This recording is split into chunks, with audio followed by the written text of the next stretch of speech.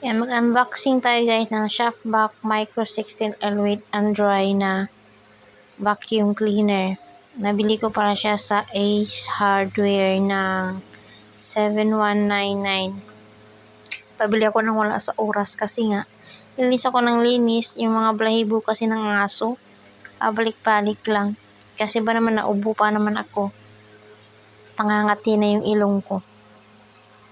So ayan, unbox na natin guys. Medyo pricey siya pero sulit naman kasi nga prime siyang paggagamitan. Pwede siya sa basa at saka sa tuyo na rin.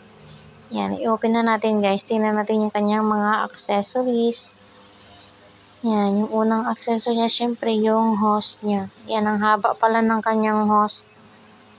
2.1 ata yan siya kahaba.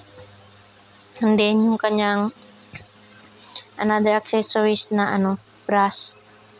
Yan, maganda yun siya sa carpet.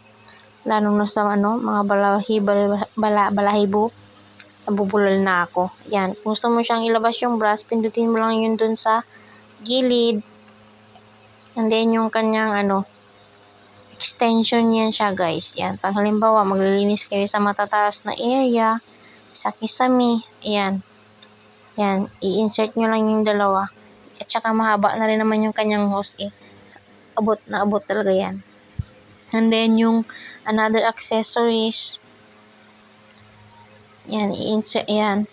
Maganda din yun siya sa panglinis sa sopa. Man basa or tuyo, pwede yan. Tsaka yan, yung para sa mga sulok-sulok. Halimbawa dun sa sopa, yung mga sa gilid-gilid ng sopa, yan, maganda yan siya. Insert nyo lang dun sa sa may hose. And then yung another accessories, yan, sa mga ata yan sa yung mga may mga screen. Ibabrush nyo lang yan siya dun para matanggal yung alikabok. And then yung last is yan, handle niyan siya ng pagkakabitan. Halimbawa, wala na kayong space sa baba, pwede nyo siyang i-screw yan siya dun. Screw mo yan siya sa dingding, tapos isabit mo dun yung vacuum cleaner. I-insert mo dun sa gilid, mamaya ituturo kung paano. Ayan yung kanyang tawag dyan, bolt. And then may kasama din siyang manual para may guide tayo kung paano siya umpisahan, yung instruction niya. Yan yung una dyan, yung paano maglagay nung yung handle o sabitan doon sa may dingding. I-screw mo lang. Yan, basahin nyo lang yung guide dyan. Meron yung step dyan, madali naman. Tsaka yan yung mga instruction niya dyan. Maraming translation dyan Una, English. Mayroon yung Italian, Romania. Lahat na halos na country meron translation. Yan, pagpasensyahan nyo na guys, di kasi ako marunong mag-voice record First time natin Kaya, pagpasensyahan nyo na. Practice makes perfect daw Kaya mag-practice na tayo. Yan, nagbasa-basa muna si Inday. Pero, hindi niya man niya naintindihan yung iba. Sugar, ayan. Syempre, labas na natin yung bida-bida talaga sa lahat. Ayan, mabigat pala siya. Yan ang pinakabida. Bida-bida talaga kasi nakabili ng wala sa oras si Inday. Yan, ang haba pala din ng kanyang wire. O diba, sulit. No need na yung extension. Kung hindi naman masyadong malayo yung area na linisan nyo. Ayan.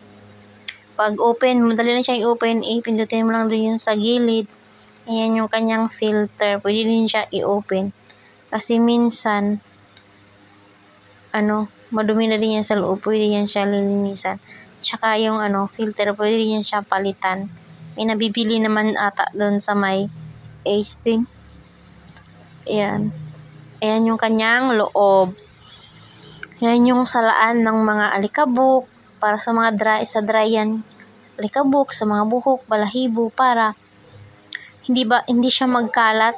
Pwede naman wala, pero mas maganda meron para hindi siya magkalat. Ayan, pag gusto nyo ng basa, tanggalin nyo lang yung salaan. Gamitin nyo siya sa basa, tanggalin nyo lang yan. Yan, ibalik na natin kasi.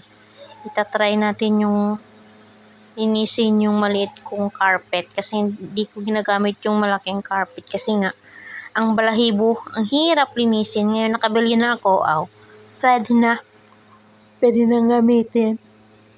Yan, antok na ako kasi gabi ako nagre-record nito eh.